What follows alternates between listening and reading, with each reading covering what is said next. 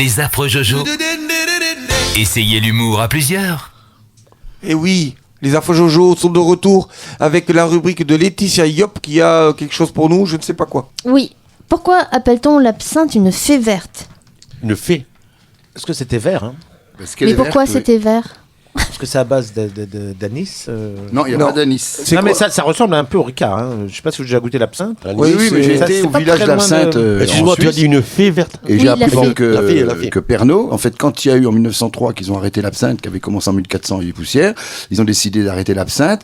Et c'est Pernod, qui était un Suisse, alors moi je ne le savais pas, qui était de ce village-là et qui a inventé, en prenant de l'anis, quelque chose qui pouvait se rapprocher de l'absinthe. L'absinthe, oui, voilà. c'est un petit goût. Anis vert et fenouil. Donc la fée verte.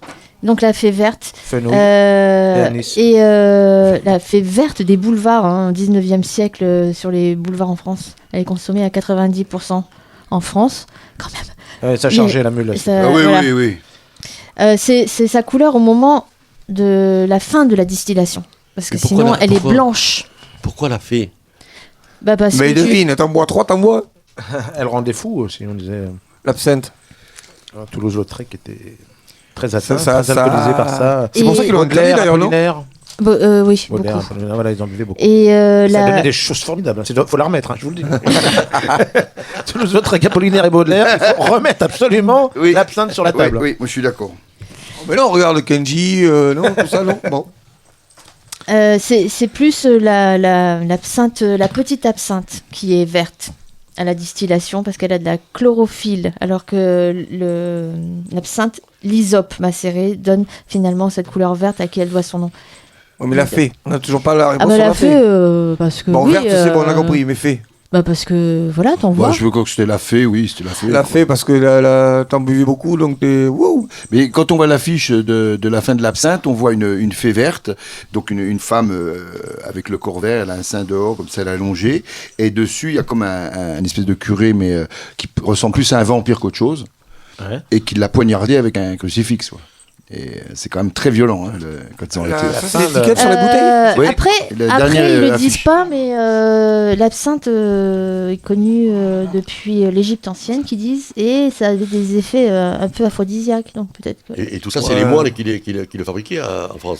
Avec le fromage de... Vous y croyez, vous, au truc aphrodisiaque, là ? J'y crois pas du tout. Non, moi non plus. Quand tu bois de l'alcool, c'est pas au bout d'un moment. Non, mais les trucs. L'absinthe abîmait le cerveau, on dit. Voilà, ça rendait un peu plus fou que d'autres alcools. Mais c'est comme il expliquait là. J'étais dans le village là, en Suisse là, depuis 2000, je crois que c'est 2009 ou 2010 là, qu'ils ont le droit de refaire de l'absinthe et ils la font à l'ancienne. Ils ont pas enlevé la molécule. Comme il dit, écoutez, c'est comme tout. C'est la quantité qui faisait la différence. Il dit, vous buvez une absinthe, vous en buvez quelques-unes, ça va rien vous faire, quoi.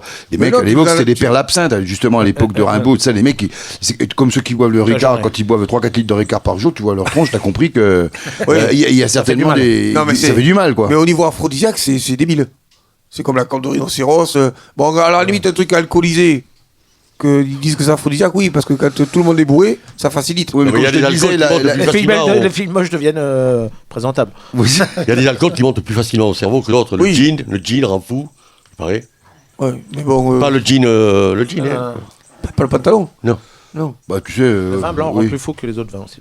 Oui, vraiment, je peux pas boire de vin blanc le soir, par exemple. Ça me empêche de dormir, quoi. Excite. Ah oui. Et l'absinthe servie, moi, parce que j'ai goûté à l'absinthe, parce qu'on en trouve encore en Espagne. Ça vient de là, alors. Eh oui, en Espagne. J'avais 4 ans. Sur une petite cuillère avec un sucre. Et on fait couler par-dessus tout doucement. Oui, c'est ça. C'est une technique. Hein, l'eau, on fait couler l'eau. Dans l'absinthe, parce qu'il y a des gens qui font couler l'absinthe dans un petit fond d'eau. Et là, avant que le sucre fonde, t'as des sacrées doses. Voilà, c'est ça que tu nous as fait goûter. Tu fais tout à l'envers. C'est pour ça qu'on a été malade avec tes bêtises. Tu as fait tout à l'envers. T'as mis un peu tout dans de l'absinthe, toi. Donc c'est l'inverse. Douille. Les affreux Jojo, 1 heure garantie 100% fou rire.